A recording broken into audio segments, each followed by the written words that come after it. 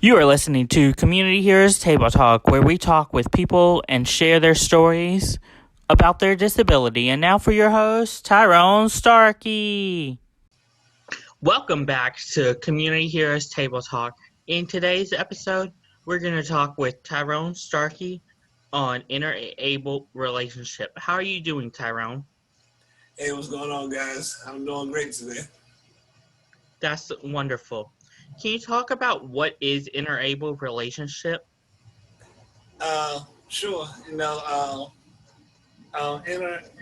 relationships is a new term for me in particular. You know, I, I'm in this thing myself, and I didn't even know it. But earlier in the year, as I was reading, and I was just reading about other individuals who gone on and overcame obstacles, and one of those obstacles that a lot of us face who have physical disabilities, uh, being in a relationship. So, interable simply is when you have an individual who has a physical limitation, or it can be mental, but most of the time it's physical, and is married to a quote unquote normal, able bodied person. How did you meet Leah at the beginning of y'all's relationship? Yes.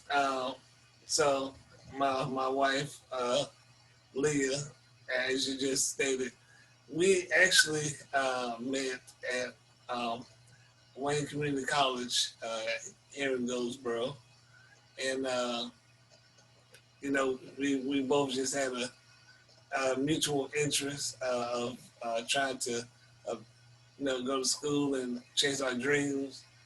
Uh, at the time, I heard her she was going to school to try to become a nurse one day, and I don't know nothing about medical stuff, but I used to always help her with the psych and social studies aspect of things since I am a psychology major. Can you talk about marriage and how it was like getting married? Yeah, so marriage, and being in a relationship is unique because, for one, the person, has to realize that their life is not going to be normal because, you have this person who does have limitations and you have to learn how to adapt and make marriage work for you. Um, for me personally, we had to work on transportation. I didn't have my own vehicle and I couldn't afford a customized van because, even a used customized van is still $30,000, you know. So I we saved our money. We got a regular van, and we bought ramps on this website called discountramps.com. That's a plug-in. So if Discount Ramps are watching, I give y'all a plug-in.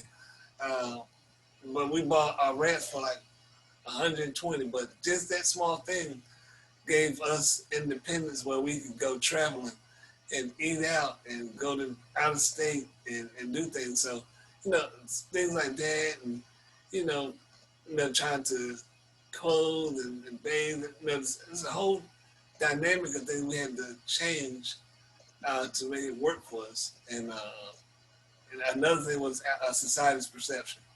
There's not too many people you will see in Wayne County in an interable relationship. So just the the quick looks, the you see those around. So she had to get adjusted to that. To me, it was fine. I used to that all the time. Can you talk about the first times, like, for example, that y'all were out in public? Uh, so I guess you mean the reaction we got whenever we were out. Yes. So um, you get so many different reactions. Because mine, especially um, for those who don't know me, I'm in an interracial relationship also. So when you go out, and you have this black male and this white female, and they're together. Initially, you may not think nothing about it. You may think, oh, she's volunteering. She's helping someone from Cherry Hospital or something like that, a group home, because they take people to the mall too. They take people to go out to eat. But then if you look a little bit closer, they're holding hands. Then in your mind you're like, okay, well maybe she's just trying to comfort him. He may be getting upset, But then you look a little bit closer, and you're like, they're a little bit too close to this. They're sitting side by side, And then I'm like, oh my God, they're together. So it's like you can see the levels of change in individuals' faces. So, and my wife, she was like, I didn't really like people. They would ask me stuff on the side while I wasn't looking. That's your husband, or y'all together? And she was like, yeah. It was like people would, they would ask her in secrecy. What is the hardest part about being in an interable relationship? Is it like the caregiving part? Well, I would like to say it probably depends on the person you're talking to. The caregiving part, I will say it can be very demanding, especially talking about how limited your partner is. But then some people may say mentally it's draining. So I think for my wife, personally, I think it's more physical because early on before we got a lot of our accommodations, and we started seeing what worked with us. Sometimes she would have to help me maybe lift up just a little bit to get out of my chair, or maybe assist for me to get in the chair. Or, we've been in a situation where places were not handicap accessible. So she may have to take me down 2 or 3 flights of steps, well, not flights, but 2 or 3 steps, maybe to get to the ground to my chair. And luckily she's younger than I am, but it still takes a toll on the body when you have to do that. And then, like I said, now we're parents, and because of my disability, it's a muscle degenerative disability. So I'm not strong enough to lift my son, and she basically has held him basically all the way up to this point. He's about to be 4. So that's another toll that weighs on your body. Speaking about family, can you talk more about family and how it affects the interable relationship? Yeah. Like I said again, it varies from family to family. For me, there was that line of, I always say, well, I know what I can't do, but I've always been the type, you got to focus on what you can do, and whatever you can do, you need to do it well. So what could I do? I could make sure when he was awoke, I could talk to him, and I could make him smile and grab his attention. Or I could, when he was younger, he had a little rocker, and the parents don't want to talk about that little rocker that you rock back and forth. That thing was a lifesaver. You put him in that, and I would just rock him for hours. They loved that rocker, and I would just rock him, talk to him, sing to him.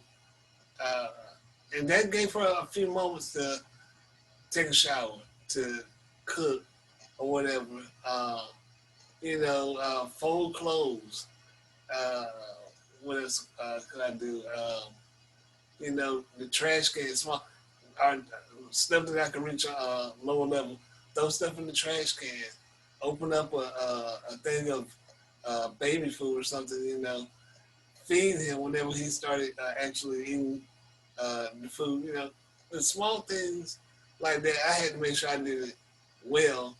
And you learn as in that relationship, okay, this is your role, this is her role, Can you talk about the intimacy when it comes to being in an interable relationship? Yeah, with intimacy, there's so many different levels, and you know, and with intimacy, uh, people, depending on how old you are. If you're older like me, intimacy goes all the way down to just sitting down together and enjoying the quietness together. Some people just think of bedroom. No, that's not complete intimacy. But and when you're interable, a lot of times, you find just pleasure in, like I said, sitting down, enjoying a movie, or maybe getting off together and going to. And this may sound weird, but going to actual rally or convention that may have other supporters that fight for your cause. We've done things like that, and I think that helped our intimacy level when we grew even closer, because it's something that we both were. What's the word I'm looking for? It was something we both were passionate about, and that one contributing factor is what brought us so close together. So we've done that. We volunteered together, and those moments of volunteering together made us grow even closer as a couple. Uh, so you find different avenues to increase your intimacy level, and it don't have to be in a sauna, in the pool together, skinny dipping or whatever. You know. Can you talk about some of the rallies that y'all have attended together? Um, yes, we've we by me being here in Wayne County, being on the marriage committee, we've of course attended the annual downtown disability march that we have to just raise awareness for disability in general. Um, Whenever we were with AmeriCorps, there were it was part of a football game / raising awareness for disabilities that was held in Greenville. We've done that. And then there was this one thing I want to say I think we went to in Raleigh. We've only been to a few, but one we went to in Raleigh. I can't remember the name of it. We stayed for a moment. But a lot of our activism has just been around here, just volunteering and stuff around here in Wayne County. As you speak about activism, how important is it for being in an interable relationship to be an activist? Um, I think, to me, if you are in a relationship and you are not um, afraid to uh, help push the visual representation forward, I think it's very important, because what it does is it starts to erase a lot of the misconceptions and stereotypes that people have about individuals and interable relationships. I mean, ultimately, when you get down to the meat and the bread of an interracial relationship, it's just the same as any other. You got two individuals who care about each other and who want to grow old together. But like I say, you don't see it because, you know, a lot of times people don't want to be reminded that we have, individuals with disabilities who actually have um, emotions, they have feelings, they want to feel affection. So we don't see it a lot. You don't see people sitting down eating or going to amusement parks or. We want to do that stuff too. When I went to Carowinds, I like going to Carowinds. I like Myrtle Beach. I like being on the strip. That's but you don't see those things, and we need more people doing it, so it won't be so taboo. How important is it to get out of town or out of state in your a relationship, such as an interable relationship? Oh man, it's very important. And even like I say, I know we're talking about in a relationship, but any relationship, I think it's always important to step back and just decompress or debrief. Get out of it. You don't even have to be out of state. You can be out of town. We recently we went to Fayetteville. No, I'm sorry. We went to Durham. We went to Fayetteville too, but we went to Durham recently. And my wife took a week vacation, and we took our son, and we went to Durham. We went to the trampoline park. We went to the Museum of Life and Science.